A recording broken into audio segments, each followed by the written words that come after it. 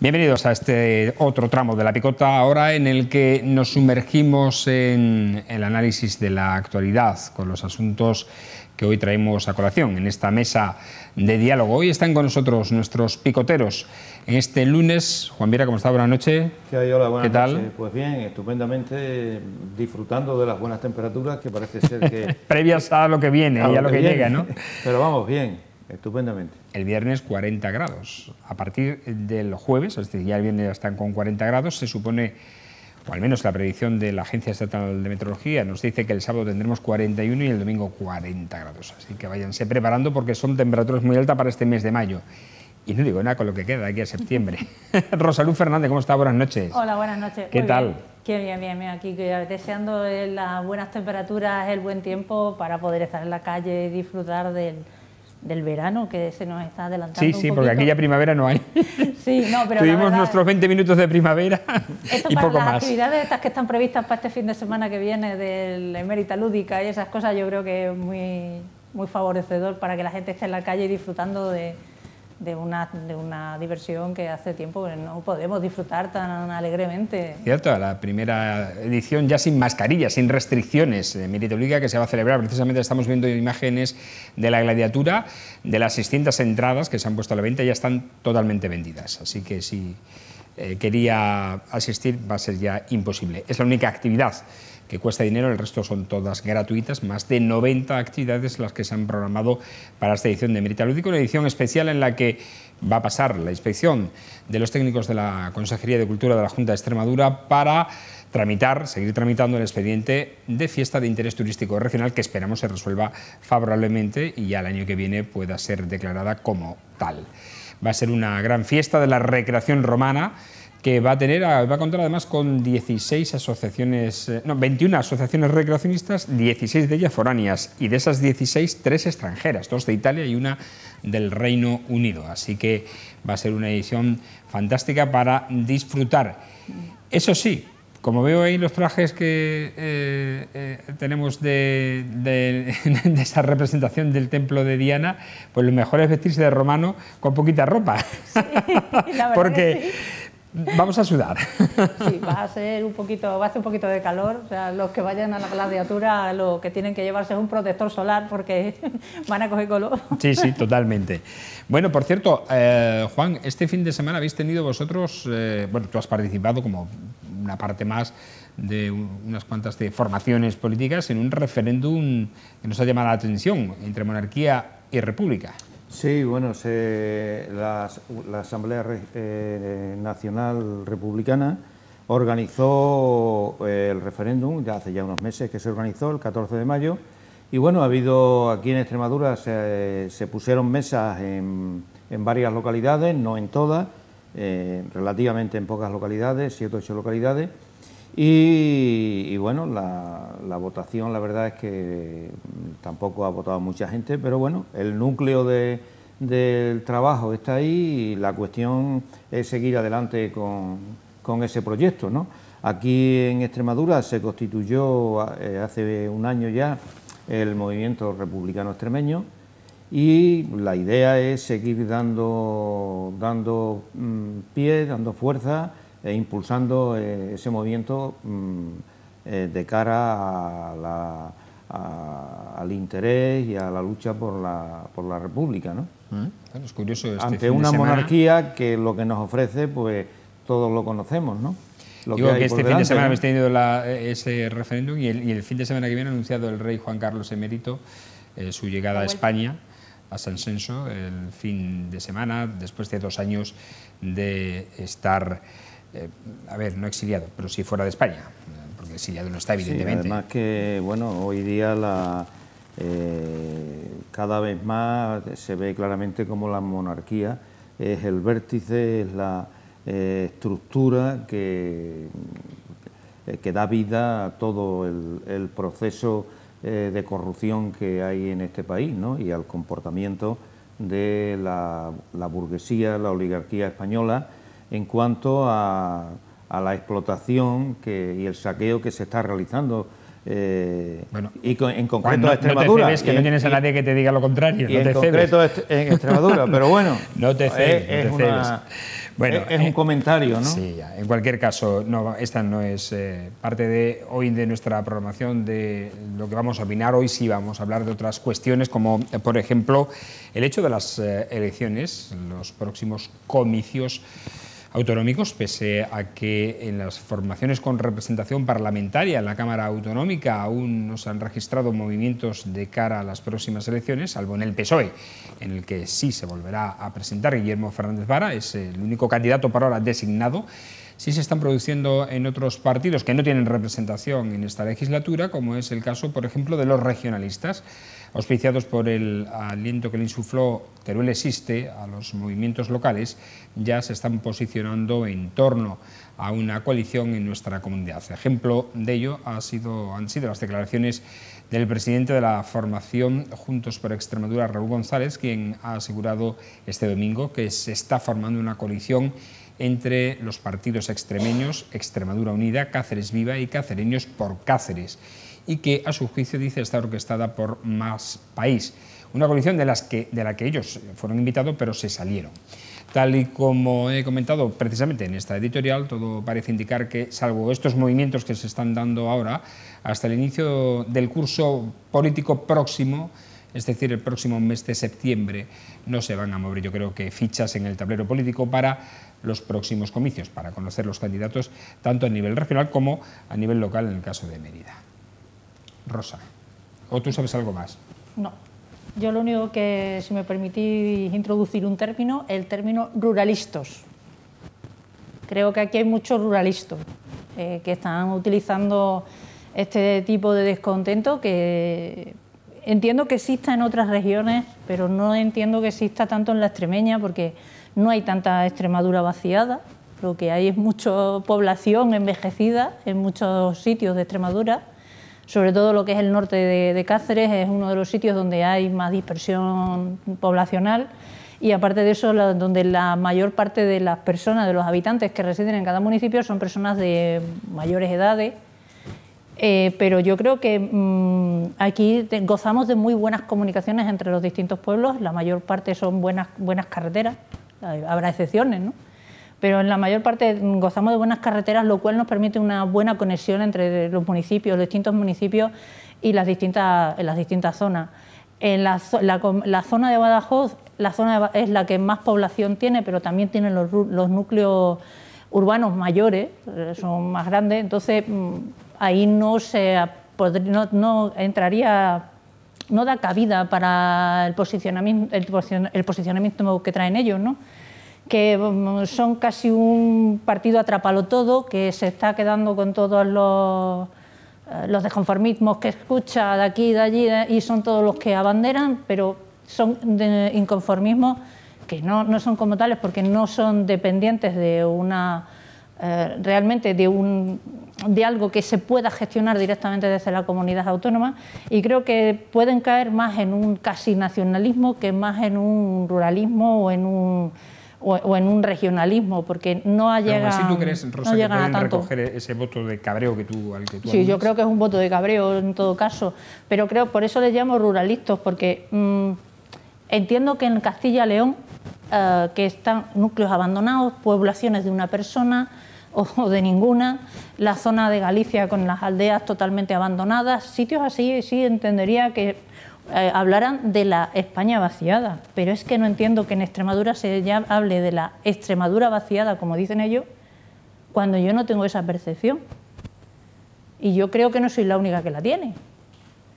Porque es que, a ver, que la población está envejecida en muchas zonas, vale, perfecto, hay envejecimiento poblacional, pero sí se está trabajando mucho en que más o menos el núcleo habitacional que hay en las distintas poblaciones se mantenga de una manera o de otra, manteniendo muchos servicios que igual en otros sitios pues se ha despreciado, y por eso ha ocasionado ese vaciado de las poblaciones rurales, que en algunos sitios de Castilla y León no se puede ir nada más que en burro, porque no hay ni camino, o sea, no hay ni camino.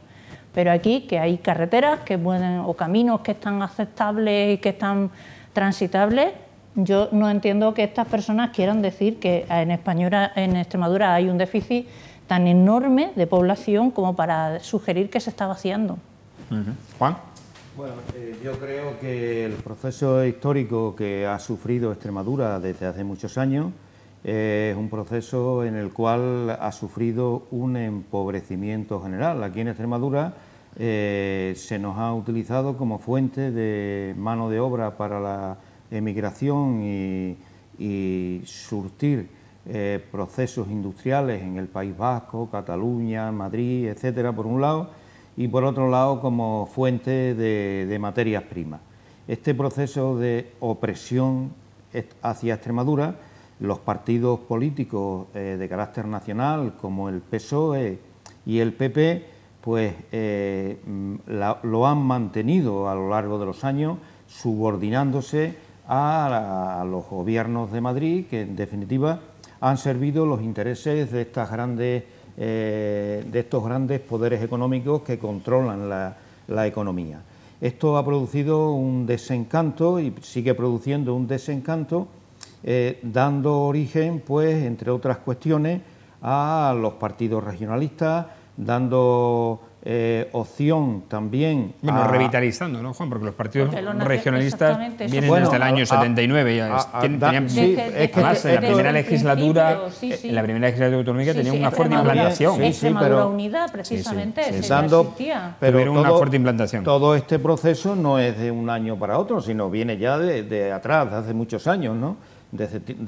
Digamos, desde la Segunda República podemos empezar a contabilizar este tiempo, ¿no? Y es lo que ha dado origen también a la desconfianza de amplios sectores de las clases trabajadoras hacia los que se llaman partidos de izquierda, entre comillas, ¿no? Como el PSOE, por ejemplo, ¿no? Entonces, y han tomado posiciones hacia fuerzas derechistas, como estamos viendo, ¿no? El crecimiento de Vox, el mantenimiento del Partido Popular, etcétera, pues procede precisamente de ese desencanto de las clases trabajadoras hacia los partidos de izquierda. Y uno de los elementos con los que también se hace presente aquí en Extremadura, pues es digamos, en Extremadura y sobre todo en los territorios más pobres y más abandonados por los gobiernos nacionales, los gobiernos por el Estado español, ¿no? Como puede ser las poblaciones estas de Castilla, de Soria, Teruel, etcétera, y Extremadura, ¿no? Entonces, bueno, pues surgen movimientos de carácter regional ligados, desde mi punto de vista, a sectores de la pequeña burguesía que de alguna manera pues reclaman cuestiones relacionadas con sus intereses, pero que lógicamente todo tiene una dependencia no ya de la propia, que no se resuelve dentro de la propia comunidad, sino que son cuestiones que vienen impuestas ya por las políticas de la Unión Europea, por las políticas del Gobierno de España, etcétera, etcétera. Cualquier cosa o cualquier asunto que miremos no tiene su resolución concreta aquí en Extremadura, ¿no? Por ejemplo, si hablamos de los precios de la luz y los precios de la energía, pues resulta que es un asunto impuesto por las grandes empresas eléctricas, utilizando como instrumento al gobierno, a los diferentes gobiernos del Estado español, tanto PSOE como PP. Si hablamos del comportamiento de las entidades bancarias, pues exactamente igual.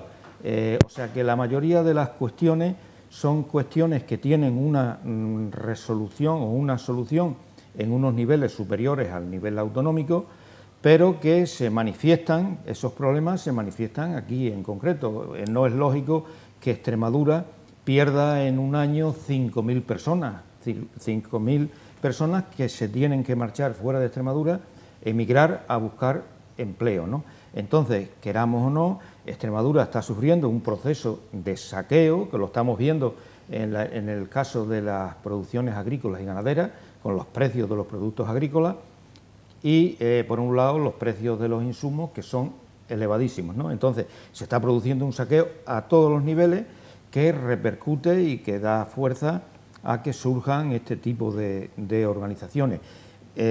Daros cuenta que el 40% de la población extremeña vive por debajo del umbral de la pobreza, ¿no? ¿Algo más sobre este tema?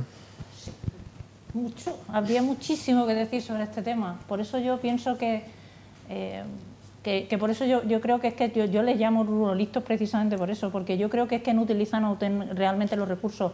Siempre hay muchos intereses personales por parte de las personas que gestionan este tipo de partidos, llamarle partidos, asociaciones, grupos de personas organizadas, como queramos llamarle, pero que al final yo creo que caen más dentro de unos personalismos que realmente lo que es la defensa que ellos pretenden abanderar. Si ellos realmente fueran abanderados de este tipo de cuestiones, existe la legislación popular que podían llevar iniciativas a la Asamblea de Extremadura. Si no lo consigues, evidentemente tú puedes mostrar ese trabajo y decir a la población, oiga, mire ustedes, estos señores no están gestionando esto de esta manera y de la otra, y yo sí estoy haciendo una propuesta sobre este tema.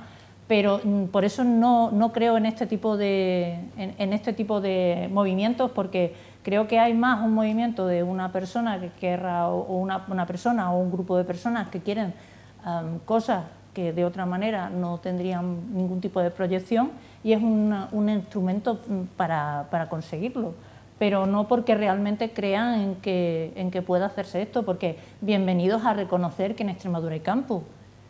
Bienvenidos a reconocer que en Extremadura hay campo, bienvenidos a reconocer que Extremadura tiene una parte rural, vamos, el 90%. Si hasta ahora no nos hemos enterado, pues bienvenidos, bienvenidos. Sí, pero vamos, yo no creo, Rosa, que el planteamiento vaya solamente por la cuestión de lo rural. El planteamiento que se hace desde ciertos grupos también es un planteamiento relativo a la industria, independientemente de que todo eso no tenga una solución concreta a nivel autonómico. Pero es que no este tipo de grupos son los que cuando se pretende hacer una industria en Extremadura son los primeros que se manifiestan en contra. Independientemente de si luego medioambientalmente sea mejor o peor, pero son los que se manifiestan en contra de esa industria. Son los que están atajando todo el desarrollo industrial de Extremadura cada vez que se levantan. El desarrollo industrial de Extremadura viene porque la burguesía... No echemos la culpa a esto. La burguesía española no tiene interés en el desarrollo territorial de Extremadura. La burguesía no existe ya en España, perdona. Podrás hablar de grandes grupos empresariales, pero no burgueses. Que aquí la burguesía española no existe. ¿Cómo que no? No existe. Los dueños, los que deciden las inversiones de las empresas eléctricas, de todo tipo de industrias petrolíferas, etcétera, etcétera, ¿quiénes son? Los directivos son la burguesía española, las 1.500 familias que hay en este país que controlan la economía y son las que imponen los criterios, todo lo demás, de acuerdo a los intereses de la Unión Europea. La Unión Europea es la que marca las directivas y estos son los que controlan y funcionan. Eso está más claro que el agua. Europa designa fondos para el desarrollo rural de las comunidades. Y entonces eso tenían que ser para facilitar ese desarrollo. Si no saben gestionar los fondos europeos y los tienen que devolver, como les pasa en algunas comunidades autónomas, porque no toman un duro, no me extraña que luego aparezca Soria existe y Teruel existe, porque no se están gestionando, ¿no? Sí, no. El problema... Entonces, aquí sí se están gestionando. El problema no son... Aquí se gestionan a través de los grupos de acción local. No son los fondos. Hay grupos de acción local que están funcionando estupendamente y que están facilitando que haya una industria agroalimentaria más fuerte. Rosa, yo no te digo que a nivel haya grupos concretos que funcionen bien. Estoy hablando en lo que es el sentido general y lo que son los intereses que marcan el movimiento de la economía extremeña y de la política extremeña. Y lo que está claro es que las políticas que se están haciendo aquí y los grupos políticos fuertes se han transformado en verdaderas empresas que tratan de resolver los problemas concretos de los sectores, no de los afiliados, sino de los dirigentes más próximos a la cabeza dirigente. Y eso está así, y vas a todos los pueblos, y eso es. Y esa gente se ha olvidado de los intereses de los pueblos de Extremadura. Yo creo que no, yo creo que la gente que está vendiendo eso está más claro que el agua. Gente que está vendiendo este regionalismo, que raya más en un nacionalismo que en un regionalismo, creo que deberían conocer Extremadura realmente. No, Extremadura está bien, Extremadura está bien conocida. Pregúntaselo a los agricultores si conocen bien Extremadura y si conocen bien la política extremeña, en donde tienen que pagar, en donde les pagan unos precios de miseria y en donde vienen las multinacionales que suministran las semillas, las maquinarias, los insecticidas y los productos fitosanitarios, todo a unos precios elevadísimos, que se produce un saqueo lento, que es lo que se está produciendo aquí en Extremadura. Y eso los dirigentes de Extremadura, los dirigentes políticos de Extremadura lo conocen. Yo lo entendería cuando estábamos antiguamente, y te estoy hablando de los años 80, más o menos. En los años 80 sí había una sobreexplotación de Cataluña, y ahora, de Extremadura. Sí. Una sobreexplotación, no solamente Cataluña se llevaba el material humano de Extremadura a fabricar en la fábrica por 4 duros, igual que Madrid. Cataluña no, la burguesía catalana, la burguesía catalana, igual. Que no se puede hablar de Cataluña, Extremadura, hay una minoría explotadora y hay una población trabajadora. ¿Por qué utilizamos el término burguesía, que es un término desactualizado y que no es real en 100%? No hablemos en abstracto. Yo no estoy hablando en abstracto, yo estoy diciendo que aquí en Extremadura ha sufrido en los años 80 el expolio por parte de muchas comunidades autónomas. Vienen sufriendo, las comunidades autónomas no me hables en abstracto. La burguesía española que se afinca en Cataluña, en Madrid, en el País Vasco, y una aristocracia extremeña que se ha ido a Madrid, que vive en Madrid y que cobra las políticas agrarias. Hay señores con títulos aristocráticos que hacen referencia a localidades extremeñas, pero conocen Extremadura ni en el mapa. Por eso te digo que bueno, señores, es interesante este debate. Y las ayudas de la pero tenemos que pasar ya al siguiente tema rápidamente porque nos quedamos sin tiempo. Vamos a hablar ahora de las gasolineras, de ese descuento de los 20 céntimos, porque 1 de cada 2 gasolineras de la región extremeña aún no ha percibido el dinero adelantado en abril correspondiente a la medida de descuentos de 20 céntimos por litro instaurado por el Gobierno central. Por ello, desde la Asociación de Estaciones de Servicio de Extremadura han pedido celeridad en estos abonos. Según su presidente, Fernando Mena, el proceso de cobro de estos adelantos se produce de forma muy lenta, ya que las primeras gasolineras extremeñas que comenzaron a recibir los pagos lo hicieron el pasado lunes pasado.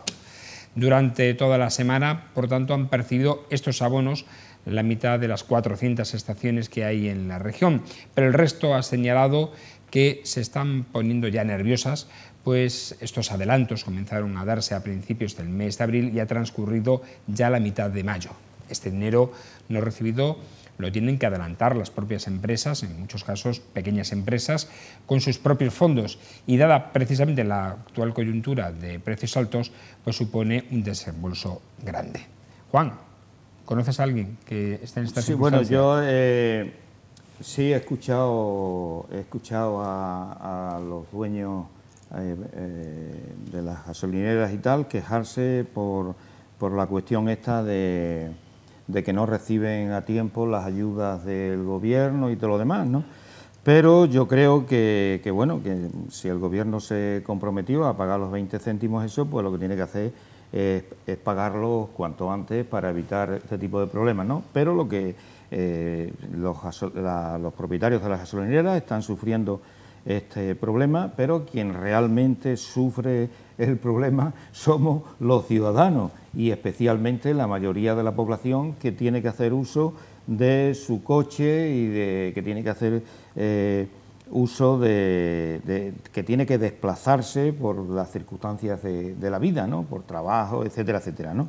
De todas maneras, esto de los precios, de la subida de los precios de los combustibles, parece ser que las perspectivas no son nada halagüeñas en cuanto a todo lo que estamos viendo que está sucediendo a nivel internacional y todo lo demás, ¿no? Y además hay una queja generalizada de que las medidas aplicadas en este aspecto pues son muy insuficientes, ¿no? Y no hay una intervención por parte del Gobierno en la reducción de los precios de todos estos combustibles y los precios de los alimentos que de alguna manera están reduciendo, y a quien afecta realmente es a los ingresos de las clases trabajadoras, a los ingresos de los pensionistas, a los ingresos de las personas que reciben ayudas sociales y todo lo demás, ¿no? Y son medidas muy insuficientes que no se atreven a tocar la realidad, ¿no?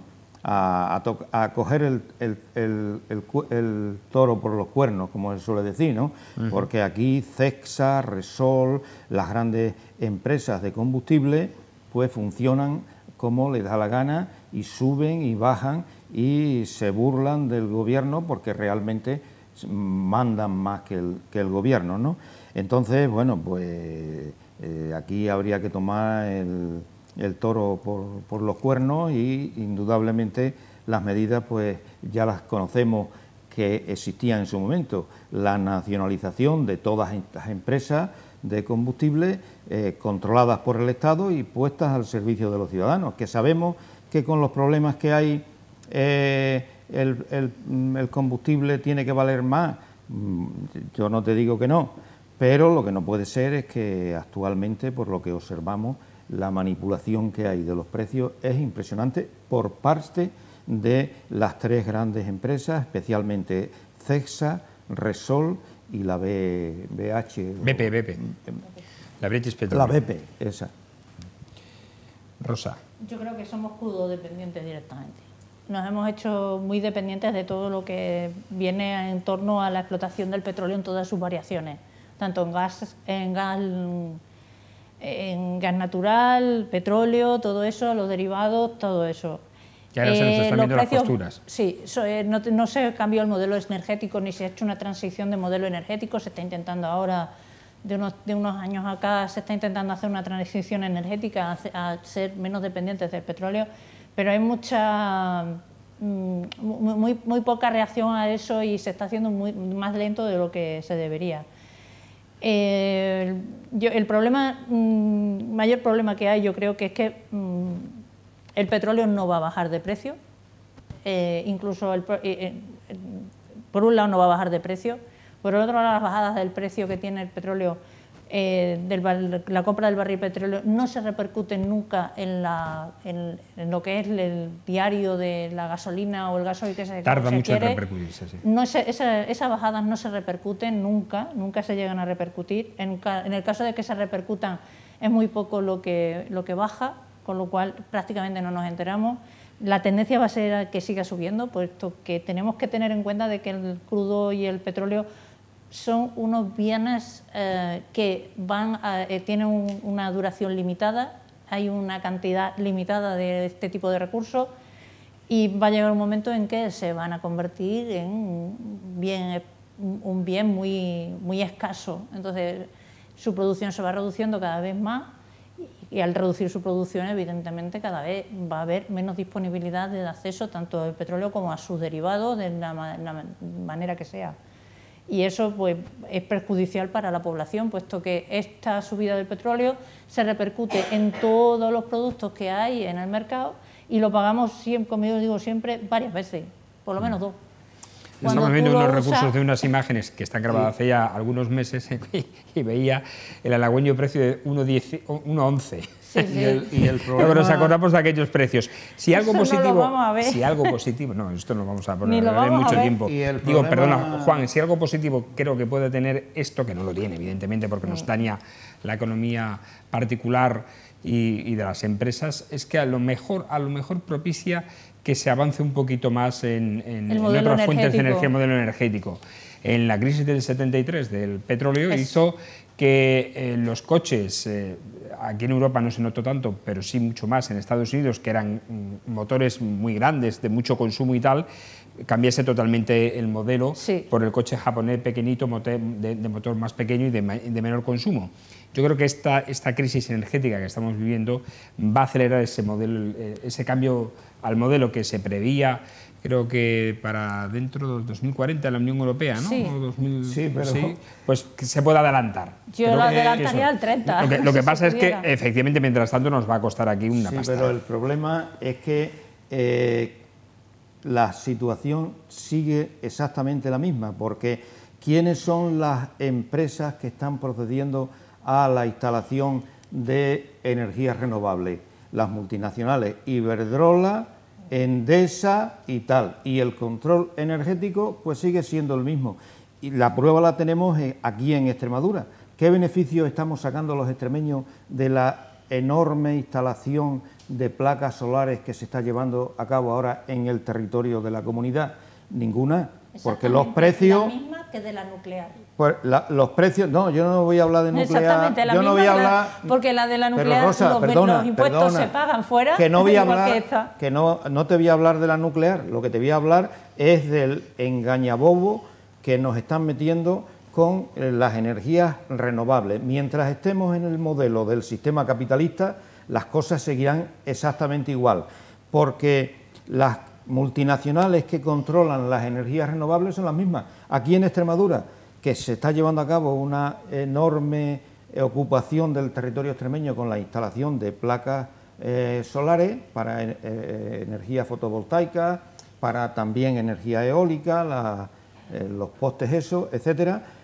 ¿Qué beneficios estamos sacando? Si pagamos la energía exactamente igual, lo que sí hay es un aprovechamiento de los recursos naturales extremeños, es cierto, de pero luz, estamos agua, pagando exactamente igual porque el modelo de tarificación... Es que el modelo estamos en el sistema capitalista, estamos en el sistema capitalista. No, si no es eso, si no se trata de modelo capitalista. Multinacionales las que controlan. Si en otro, en Cuba o en Venezuela tienen un mejor modelo eléctrico, que yo no te estoy hablando de Cuba o Venezuela, te estoy hablando de España. El problema es la tarificación. De Extremadura.